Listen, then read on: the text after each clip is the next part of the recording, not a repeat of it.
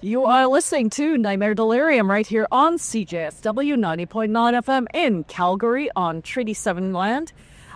This is Kathryn from Nightmare Delirium, and I am here at the Terminus Festival with Mary Kattman and Tom Shear from Assemblage 23. And for those of our listeners who don't know much about your respective projects, could you talk a little bit about how they started and basically about your original start in music? Well, my project started because I just wanted to kind of do everything myself. Like, for a long time, I was a collaborator, and I worked on a lot of successful collaborations, but I really wanted to see what it would be like to do everything myself, like, you know, from writing to producing, and just, like, see where my vision took me instead of waiting on other people to kind of give me, you know, their creative input. Like, I just wanted to see what music would sound like if it was coming just from me, and that's kind of how I started my solo project, Mary Kattman, so... I've been doing music since I was in grade school, and as I kind of expanded the types of music that I listened to, I discovered the sort of quote-unquote industrial scene when I went to see Depeche Mode play, and they had a DJ that was spitting old wax track stuff before, and I knew at that moment that this is something that I wanted to be a part of in creating, so... I made music for a very long time before we were able to get any sort of interest from labels and that sort of thing.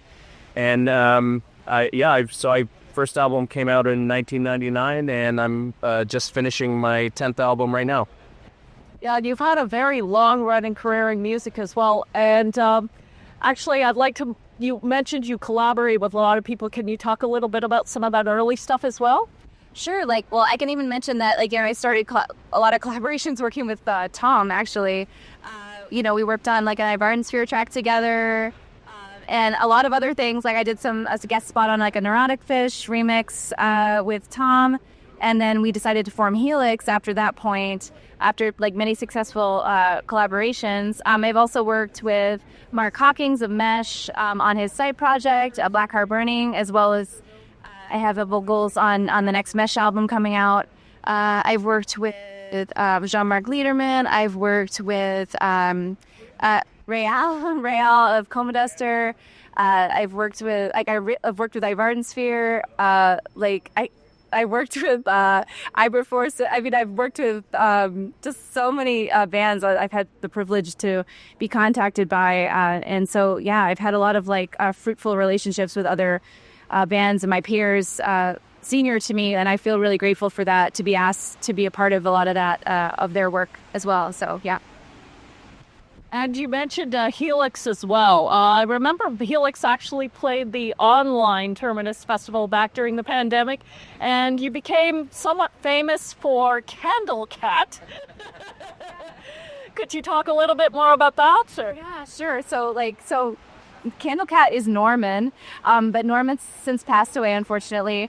But he was getting on in age at that time. We were performing online at Terminus, and we were doing our set, and our cat Norman came into the background of the video, and he was just chilling, just kind of enjoying, because he loved us so much. He always wanted to be close to us, and so anytime we were doing anything, he was always nosing around, seeing where he could sit. And if people noticed him in the background while we were performing, and it just kind of became this oh my God, there's a cat in the background. Oh my God. I think people enjoyed the cat more than they enjoyed the music. But it's cool because we made a shirt, a special Candle Cat shirt, and I still see people coming out to shows wearing the Candle Cat shirt. And it was such a nice way to sort of memorialize his memory, because he was such a great cat, and it just was great. So. Yeah, and your project Assemblage 23 has been running for many, many years. I think you're actually considered one of the founding musicians in this sort of the future pop sound. What is it like being something of a legacy at this point? I don't know. I'm always... I guess I always forget how long I've been doing it until I come out to a show and, somebody said, I saw you guys play 20 years ago at this place, and it doesn't seem possible. But, I feel very fortunate. I never expected to be able to do this in any capacity other than as a hobby, and to get to release material over a couple decades and have people still care about it is really makes me feel very fortunate and really lucky. So I've always looked at music as, let's see where this goes, because I never had any like high expectations for this, and I've always been surprised by some of the things that we get to do, places we get to go, and I can't wait to see what the future holds. He's far too modest. I'm just gonna put it out there. Like, seriously, far too modest. Yeah, and I just wanted to say I did do a retrospective of your music on my show, and as I'm listening to it, I'm thinking to myself, I forgot how great this is. Thank you. That's so sweet. Thank you. Truce. Yes. But now you're like you played in Mary's show, and then Mary played in your show. So, are you going to continue working together as the two projects, or is there anything more that's going to be coming from Helix, or anything else you're working on? I'm like in the final weeks of production of my my newest album right now, so it's been a lot of very intense work. So it's very hard to think of what the next step is, but we definitely want to do more Helix material. Of course, Mary is already hard at work on her next release. So, I mean, there'll be no shortage of new music coming for sure. Yeah, and they're all very different styles. Assemblage 23, Helix, solo stuff. It's all very different styles, but it all fits very well together as well. Oh, nice. It was by mistake that happened. Sometimes you just create, and if things fit, that's like, whoa, that's a bonus. Yeah. All right. So you have played tournaments before. I would say, yeah. So this is not your first time in Calgary. How does this performance compare to your last ones? I want to say 12 years ago. Yeah, I mean, this event really holds a special part in my heart because it has all the festivals kind of have their own feel, and this one has a feel of there's kind of a familial feel. A lot of people are people who come every year, and it's as much about them getting to see their friends that they don't get to see too often as it is about seeing the bands. And I love that Chris doesn't just focus on well-known bands that everybody knows and are guaranteed to sell some tickets.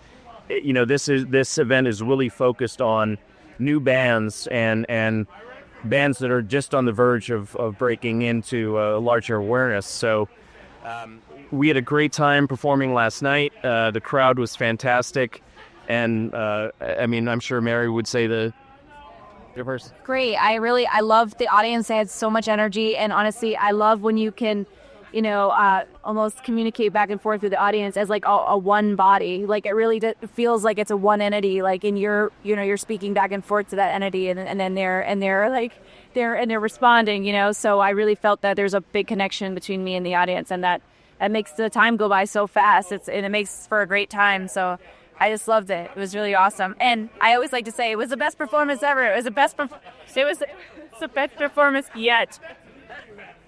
Okay, so you said you had a new album coming out, or that came out. So I have a new album called Year of the Cat. It came out on June 20th on Metropolis Records. And I've just gotten so much positive response from it. Like I didn't expect people to really take to it the way they have, and that's a huge blessing on my. That I feel it was amazing. It was amazing. So and then Tom has an album he's working on, and with a due date for later this year. So, and how would you say it's different from some of your previous work? I mean, each album is kind of a new iteration. You learn more. You have more experience in writing songs and producing them.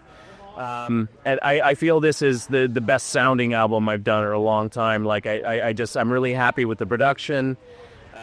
I feel like the songs are really strong, and I'm now at that awkward stage where I'm finished, but the album doesn't come out until November for several months. So I have to kind of sit there waiting. It's anticlimactic in a way. It's like you finish something, but you have to wait months for other people to hear it and see how people react to it. So it's kind of anxiety inducing in a way, because you put all this work in, you finish it, and now you have to wait a while to see how people react. I just want to say I have heard the entire album. It is excellent. And for any fan of Assemblage 23, you will not be disappointed, because it hits all the marks of that signature Assemblage 23 sound that everyone comes back for over and over. So, yes. She might be a little biased, though. And your work's also known for its very insightful lyrics as well. I know that some of them have meant a lot to me personally as well. So is this something you're continuing on the most recent album as well, or? Yeah, I've always, when I started making this kind of music, one of the things that struck me about it was I always really loved the musical part of it, but I felt like a lot of bands kind of let me down in the lyrical department. Not necessarily that they weren't good, but I couldn't relate to them. You know, songs about killer cyborgs are awesome and cool, but I don't, fortunately, have a lot of experience in that department, so it's not something that I can relate to personally. So I wanted to, one of the things that always appealed to me as music when I was in high school and really to kind of getting into this stuff was that one of the things that when I was listening to music as a teenager and stuff like that I really connected to what were the lyrics, and that feeling of, you're an angsty teenager and you listen to an angsty song and it makes the world seem a little bit smaller. It seems you feel less alone because you're seeing somebody else express something that you felt. And I wanted to do that because I feel like you can make a song that's catchy and people like listening to, but if you can hook them in with something where it hits them in the heart and their soul, and they can something they can relate to on an emotional level, I think that kind of brings things into a different level than just a song that's like, oh yeah, I like that song, it's catchy. All right, so I think that's pretty much all I had for both of you right now. I'd like to thank you both very much for taking the time to talk to me. If people want to find your music, where can they find it? You can find me at Mary Kattman, MaryKattman, at Bandcamp. So I'm in Bandcamp, and also you can listen to me on Spotify if you want to. That's where you get me, I guess. Same thing. Website is assemblage23.com. You can find us on Bandcamp, Spotify, all the standard streaming services, Metropolis Records. So we're everywhere. And is there anything else either of you would like to add? Just thanks to anyone listening who's given me support. That means so much to me. And like, as a person who has only been doing this like alone for 5 years, like I feel like the positive support from the community has been more than I could have ever dreamed. So thank you so much for everyone who's given their support. Thank you. Same sentiment. I have been doing it for a longer time, but I am still so thankful for every opportunity we get and for every fan that we have out there. And we felt really fortunate to be a part of this event this weekend, and just look forward to seeing what the future holds. All right. Well, I'd like to thank you both very much for taking the time to talk to me.